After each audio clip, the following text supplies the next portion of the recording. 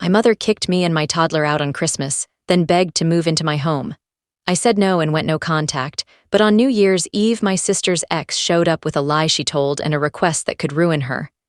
I didn't even want to go, that's the truth. There were 100 reasons to stay home. But when your 2-year-old is twirling in her Christmas dress, clapping at cartoon snowflakes, asking when she gets to see Grandma, how do you explain that Grandma might not want to see her? So I told myself to be the bigger person. I packed homemade cinnamon rolls. I dressed my daughter in the red velvet dress with the little gold bow she picked out herself. She kept repeating Merry Christmas in her tiny voice while we drove like she was practicing for something important. My mom's house was already full when we pulled into the driveway. Every car was someone who would hug each other, take photos in front of the tree, pretend the whole year had been perfect.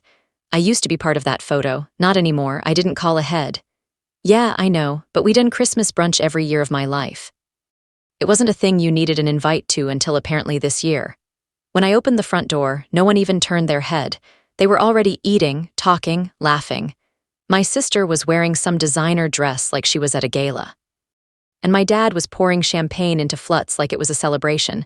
Then my mom saw me. She didn't blink, didn't move from her chair. She just said it like I was a stranger standing in her living room, wished she'd asked before showing up. No one else said anything, not even, "Hi." I glanced at my sister. She just raised her eyebrows and kept chewing like I was background noise. My daughter tightened her grip on my hand and whispered, "Should we go, Mama?" I nodded. We left without anyone getting up. Not one person followed us outside, not even my dad. It was like we had never been part of that family to begin with. I buckled her into her car seat while she asked if Santa was mad at us. I didn't answer. I couldn't. We drove home in silence. She fell asleep on the way, so I carried her inside, heated up some frozen pancakes, and let her open her stocking in her pajamas on the couch. She didn't know the difference. I wish I didn't either. 2 days passed. I didn't hear a thing from any of them, then my phone exploded. 27 missed calls, 7 voicemails, half of them from my sister, the rest from my mom, my dad, and even my cousin in Arizona who hadn't called me in 2 years. I didn't listen to the messages at first, but the texts were coming in too fast to ignore. "Please call. We need to talk. It's an emergency. Can you help us, please?" Suddenly, after months of silence, after getting kicked out on Christmas, they needed me badly. I didn't call back, not right away. I let the messages pile up for another hour while my daughter napped, her little hands still clutching the toy train Santa brought her. I made coffee. I sat on the floor and stared at the wall. It felt weird getting so many texts from people who had made it crystal clear I wasn't welcome. By the time I gave in and listened to the first voicemail, I already had a feeling it wasn't just drama. It was the way they sounded desperate in their text. Not angry, not passive-aggressive, just desperate. The first voicemail was my mom. Her voice was shaking, something about a pipe bursting upstairs, flooding the living room. The ceiling collapsed. The lights went out. Most of the bedrooms were soaked. Insurance was dragging its feet, and she didn't know where they'd sleep. The next voicemail was my sister. She tried to sound calm, but she was definitely spiraling. Her room, where she and her son slept, was unlivable. She said she remembered my apartment had a guest room, and wouldn't it be a great time to show forgiveness for the family to pull together? I almost laughed. I'd lived in that guest room once. When I left my ex with a toddler and nowhere to go, they let me crash for a few weeks. That turned into 6 months of being reminded daily that I was a burden. My sister especially, she used to say things like, "Some of us work hard for this house, or at least you don't have to pay rent, right?" So no, I didn't feel guilty ignoring her call, but then my dad texted just one line.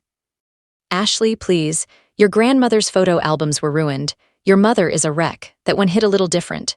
My grandma died when I was 13, and her photo albums were sacred in our house. My mom used to take them out every Thanksgiving. I guess even I didn't want to imagine them destroyed. But still, I didn't reply. Not that day, not even the next. When I finally responded, I texted just 2 words, "I'm sorry." My sister blew up immediately. "Seriously, that's it. You're a selfish little brat, always have been. I hope you're happy living your pathetic little life alone."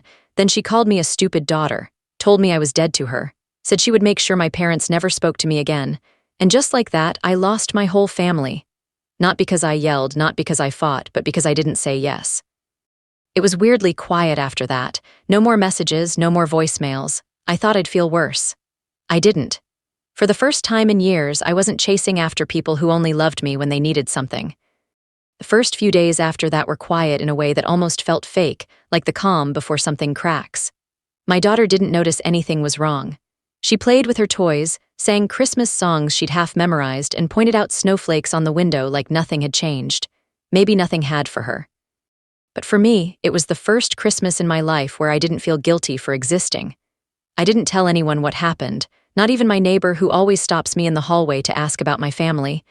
I just said we had a quiet holiday this year. He smiled and said, "Those are the best kind." But the silence didn't last. About a week after Christmas, my dad showed up outside my apartment. No warning, just knocked like he hadn't ignored me on Christmas Day. I opened the door just enough to see his face.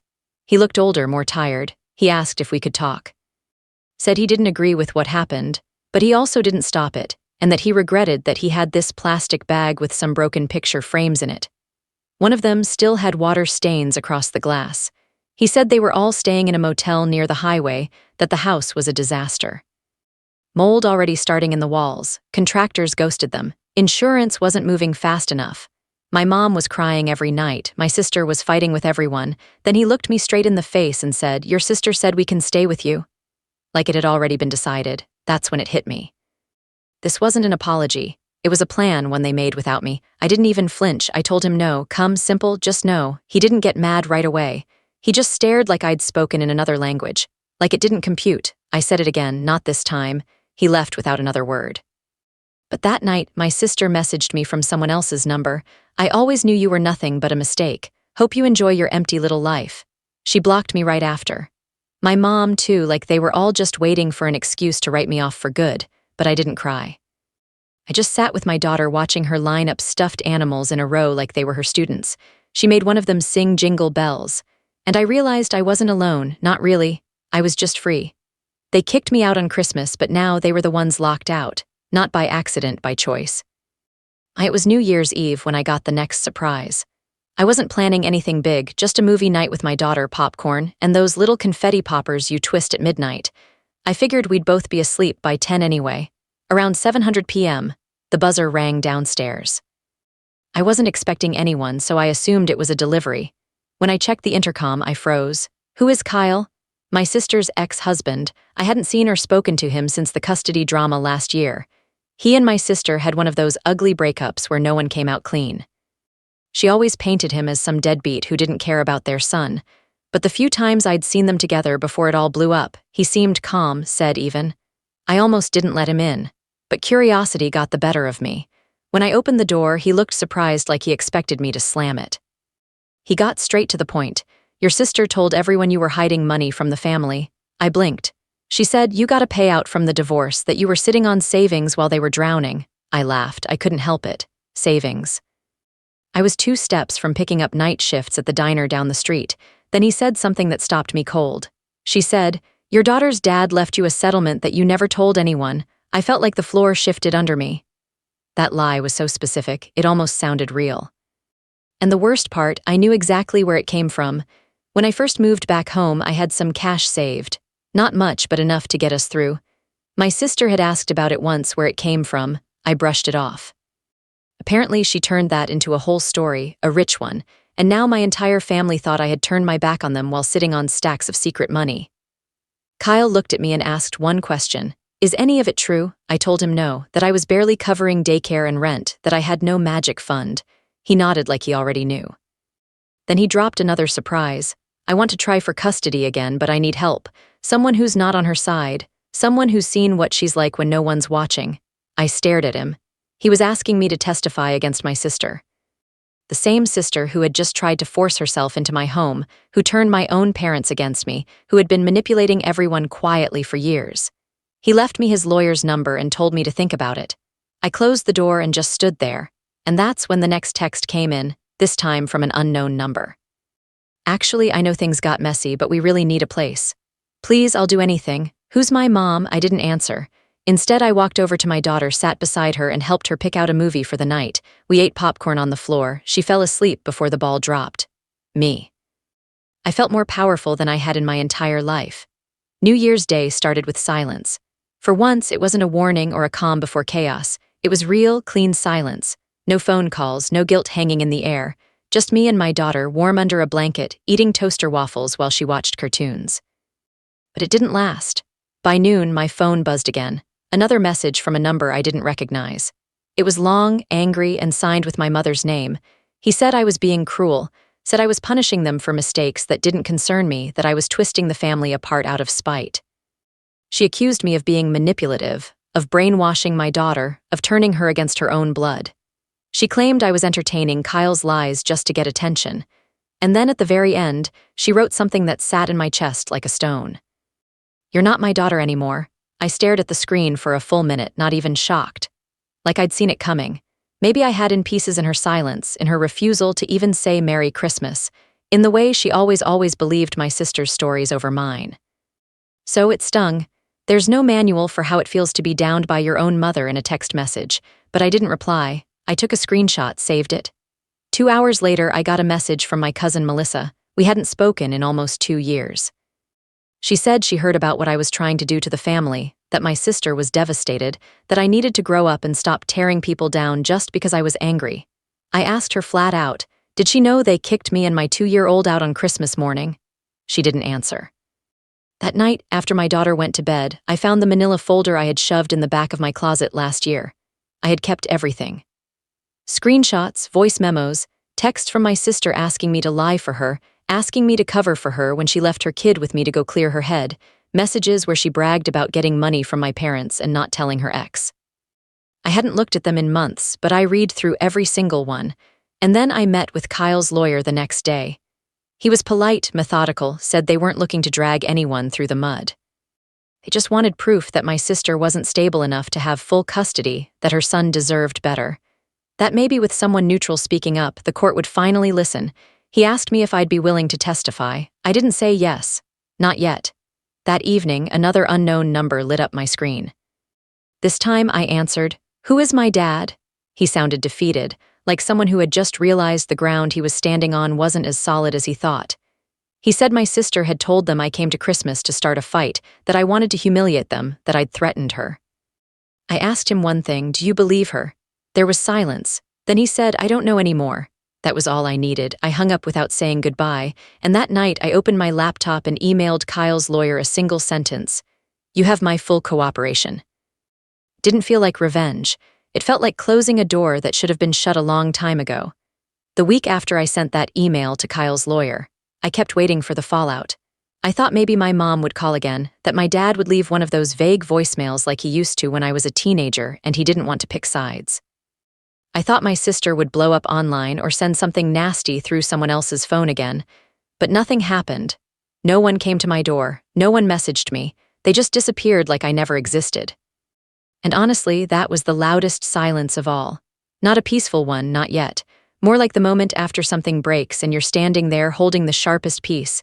And still, I didn't regret it. I had told the truth finally without softening it or burying it to keep someone else comfortable. And that truth had weight.